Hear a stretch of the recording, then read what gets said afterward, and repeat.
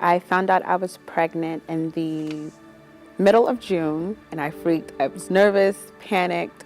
So then I called my son's father and I told him I'm pregnant. And we discussed a couple of things, and then we talked about abortion. His dad was all, well, what about me, in my life? But I had to let him realize that it's not just you. It's my life too. I'm going to be going through things. I'm going to have to put things on hold myself. I sat on my porch with my sister. I was just laying there panicking, didn't know what to do. Because not that I was young, but 23, still in school. You're going to upset, your parents. What's my mom going to think? What's my family going to think? And so I discussed abortion again with her. And she told me, don't rush it. Whatever you want to do, I got your back. Just think about it. So I thought about it, and I remembered the baby boomerangs that we did at my church. And I Googled solutions, and I got the number, and I made an appointment. And that day that I went, I sat in the car for 20 minutes. I felt even more nervous and scared and just not sure what's going to happen because I didn't know anybody there. So I thought, I ran into a familiar face, Miss Marlene, who goes to my church. And I was just overjoyed, I think I should say, because I knew her. And I cried in her arms, and she told me it's going to be okay. I love you. Let's just talk.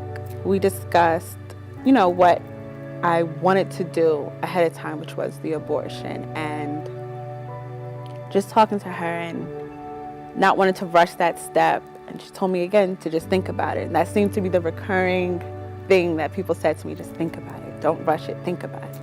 I actually Googled abortions. I was looking at little pictures of how it happens. And I remember telling my mom that people aren't really informed about what happens during that time, and mentally, emotionally, physically. And that's not what I wanted to do. So I decided to go along with the pregnancy. I had my little peanut December 30th, and he was born 35 weeks. He was 4 pounds, 3.6 ounces. He's happy, healthy, 14-month-old now.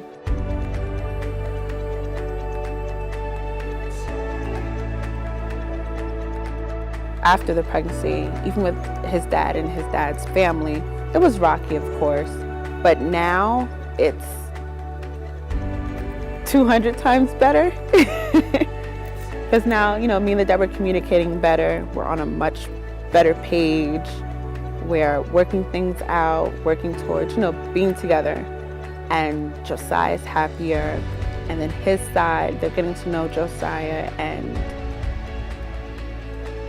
I know that it takes, one step at a time and not rush anything. But eventually we'll all be able to go on vacations together. I remember at Solutions, the Earn While You Learn parenting program. And I took the parenting classes there, and it completely helped because I knew nothing about breastfeeding and breastfeeding positions and the stages of labor.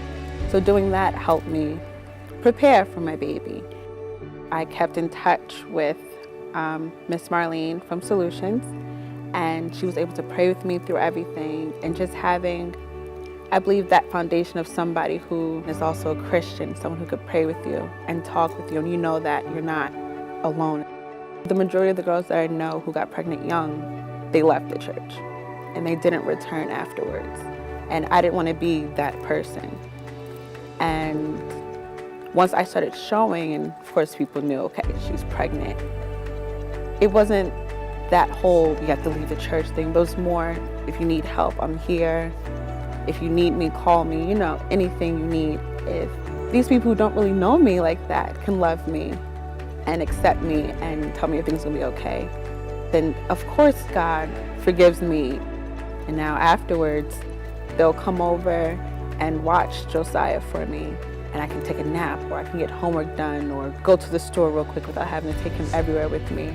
A lot of young girls feel like, since I got pregnant young, God's disappointed at me, or like some people tell you, oh, your life is ending, you can't do anything. But that's not true. You have to believe that. Yes, I made a mistake, but God still loves me. I can still push forward and achieve anything I want. During my pregnancy, I had to withdraw from the semester because it was a high-risk pregnancy. So I was actually supposed to graduate spring 2017. And so taking off pushed me back a lot. But now I'm taking online classes and I'll be finished by next year. And I'm able to still work since I'm a travel agent, so I can do that from home. But I'm able to do everything that I still set forth for myself. All my goals I'm able to complete. Everything will happen as long as I keep pushing myself forward.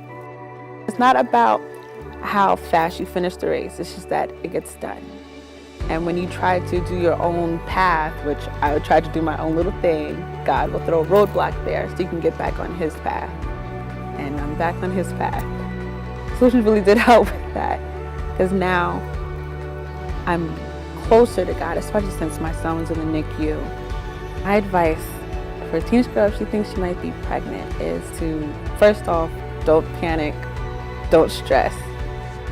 Tell somebody you're close to, and then go talk to somebody who can really help you. Like, I went to Solutions, and taking that step completely helped me, instead of going on my own little merit and information I may find on Google and going forth with that.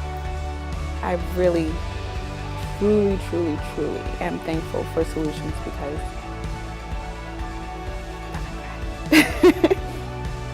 it's just, I honestly believe that if I didn't find you guys, that I probably would have went through the abortion, because if I would have went somewhere else, they would have just been like, fine, let's just do it and get it over with.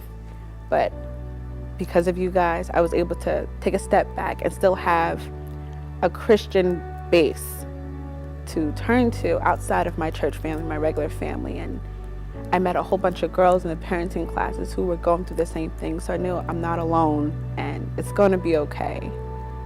And, oh, okay. But I just want to say thank you for that.